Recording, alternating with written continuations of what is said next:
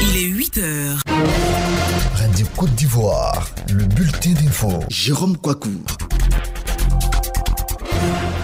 Bonjour à tous, on fait le tour du continent en quelques minutes et on commence tout de suite par le Sénégal. Au Sénégal, justement, Karim Wade et Khalifa Sall ont été écartés de la course à la présidentielle. Le Conseil constitutionnel a rejeté hier leur dossier de candidature et en a validé 5, ceux de Macky Sall, Idrissa Seck, Elhadji Issa Sall, Ousmane Sonko et Madick Niang. On en sait plus avec Adama Bakayoko. Les motifs sont différents, mais ce sont bien les déboires judiciaires de Karim Wade et Khalifa Sall qui ont bloqué leur candidature à l'élection présidentielle. Le Conseil constitutionnel considère que les deux figures de l'opposition ne peuvent plus se prévaloir de leur qualité d'électeurs et qu'ils ne peuvent donc de fait pas être candidats à la présidentielle. Pour l'ex-maire de Dakar, la haute instance cite les articles L27 et L31 du Code électoral et estime que sa condamnation en appel à 5 ans de prison pour escroquerie le prive de ses droits civiques.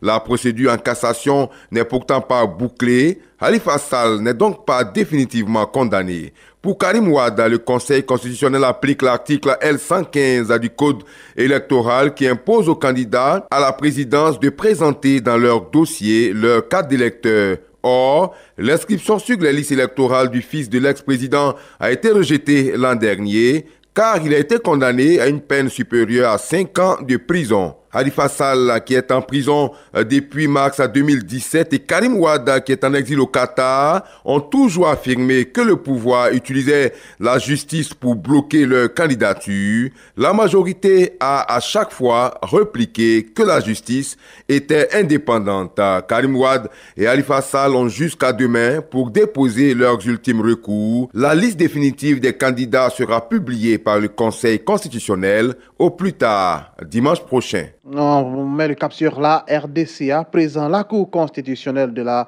République démocratique du Congo examine aujourd'hui mardi le recours introduit par Martin Fayulu, candidat malheureux à la présidentielle du 30 décembre dernier, remporté selon la Commission électorale indépendante par Félix Tshisekedi.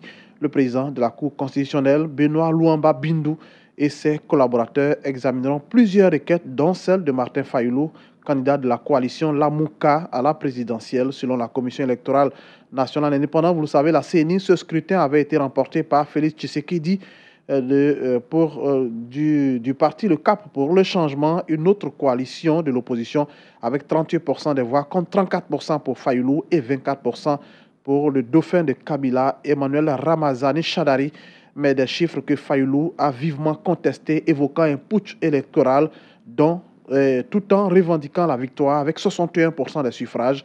Une sortie qui a provoqué la semaine dernière des manifestations dans certaines villes du pays, dont Kikwit, bastion de Fayulu, où la répression a fait une dizaine de morts, aussi bien dans les rangs de la police que des manifestants. La conférence épiscopale, qui avait déployé plus de 40 000 observateurs lors du scrutin, avait de son côté déclaré que les résultats publiés par la CENI ne sont pas conformes à la réalité des urnes, sans toutefois révéler le nom du vainqueur. L'Église protestante a de son côté déployé 10 000 observateurs et l'Église protestante appelle de son côté la Cour constitutionnelle à dire le droit. Alors, en République centrafricaine, la MINUSCA, la mission de l'ONU dans le pays, a lancé depuis le 10 janvier une offensive pour tenter de reprendre le contrôle de Bambari, une ville tenue par les ex-Séléka.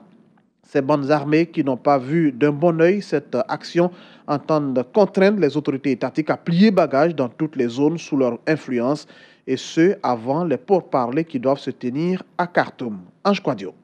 L'Unité pour la paix en Centrafrique, UPC, et ses alliés qui tiennent la ville ont décidé en représailles de lancer un ultimatum au gouvernement en exigeant que tous ses représentants dans les 8 préfectures dont ils revendiquent le contrôle plie bagages à partir de ce lundi. Le bras de fer est désormais engagé entre le gouvernement et le Conseil national de défense et de sécurité, CNDS, qui regroupe les principaux mouvements ex-Séléka à quelques jours de l'ouverture des négociations de Khartoum au Soudan. Selon les ex-Séléka, c'est la décision décision du président Faustin Archange Touadéra de maintenir la célébration de la Journée mondiale de l'alimentation à Bambari, malgré le veto de l'UPC et ses alliés qui contrôlent la région et l'intervention des casques bleus portugais qui auraient contraint ces combattants à reculer, la goutte d'eau qui a fait déborder le vase. Le CNDS, qui regroupe les 3 principaux groupes armés ex-Seleka, a donc lancé au gouvernement un ultimatum qui prend fin ce lundi. C'est bien précisé. À partir de ce lundi, on ne veut plus entendre le gouvernement dans nos zones de juridiction. C'est clair et net. Ceux qui n'écoutent pas, on va les foutre en prison. C'est tout. Explique sans détour.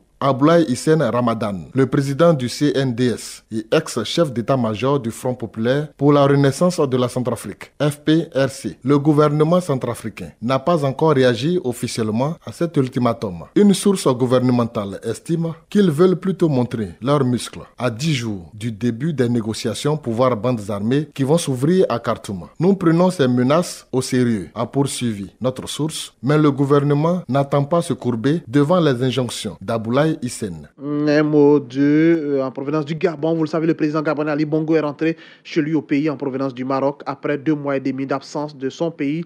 Il va assister aujourd'hui mardi, donc à la cérémonie de prestation de serment du nouveau gouvernement. Les médecins ont estimé que ce voyage ne présentait aucun danger pour sa santé.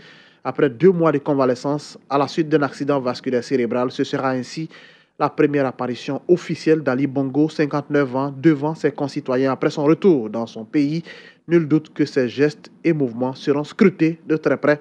Souvenez-vous, le 7 janvier dernier, une tentative de coup d'État a eu lieu au Gabon. Des putschistes qui avaient, entre autres, justifié leur action par les conséquences de l'état de santé du chef de l'État sur la gestion du pays. Ali Bongo, chef suprême des armées, ne s'est pas exprimé sur ces événements. Au Zimbabwe, à présent, des manifestations ont éclaté hier lundi dans les 2 principales villes du Zimbabwe, la capitale Harare et Bulawayo, pour protester contre la forte hausse des prix de l'essence, une hausse décrétée par le gouvernement sur fond de grave crise économique. Djenebou Karamoko.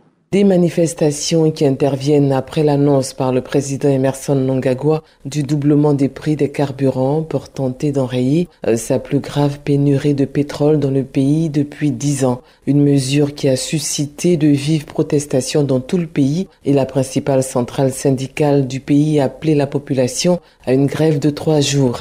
Des barricades ont été érigées lundi dans plusieurs quartiers de Harare. L'économie du Zimbabwe est sortie exsangue du règne autoritaire de 37 ans de Robert Mugabe, contraint à la démission fin 2017 par un coup de force de l'armée. Son successeur Emmerson Mnangagwa promet depuis de relancer l'économie, jusque-là sans résultat. Le pays souffre notamment d'un manque criant de liquidités en dollars américains. Pour y remédier, le gouvernement avait introduit en 2016 des sortes d'obligations d'une même valeur que les billets verts. Mais faute de la confiance des opérateurs, leur valeur a baissé et l'opération a échoué. Au marché noir, il s'échange actuellement à un taux d'environ 3 pour $1. Victimes de l'inflation, des pénuries, les médecins et les enseignants se sont mis en grève ces dernières semaines, notamment pour exiger le paiement de leur salaire en dollars américains. Confronté à cette agitation sociale, le gouvernement a demandé lundi un plan délibéré visant à saper l'ordre constitutionnel et assurer qu'il répondra de façon appropriée à ceux qui conspirent pour saboter la paix. On termine notre périple en Tunisie. Le lundi 14 janvier, c'était hier donc, les Tunisiens commémoraient le 8e anniversaire de la chute du président Zinedine Ben Ali. Il y a 8 ans, en effet, les Tunisiens obligeaient l'ex-homme fort du pays à l'exil en Arabie Saoudite lors de violentes émeutes après la révolution de Jasmin qui a fait 340 morts et plus de 2000 blessés.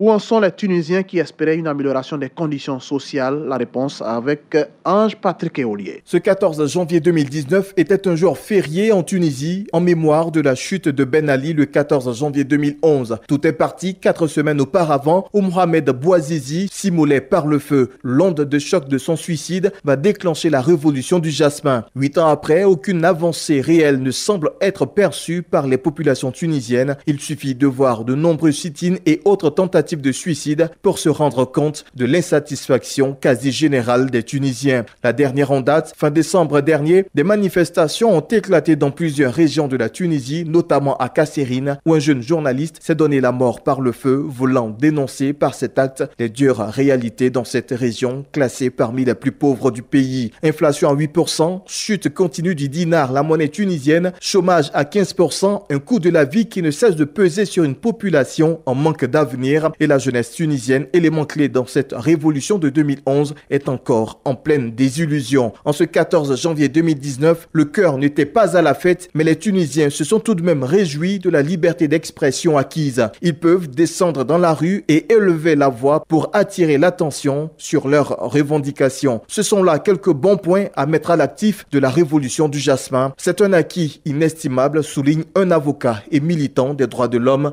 en Tunisie. C'est la fin de ce bulletin Afrique. On a été très heureux d'être chez vous depuis 5 heures du matin.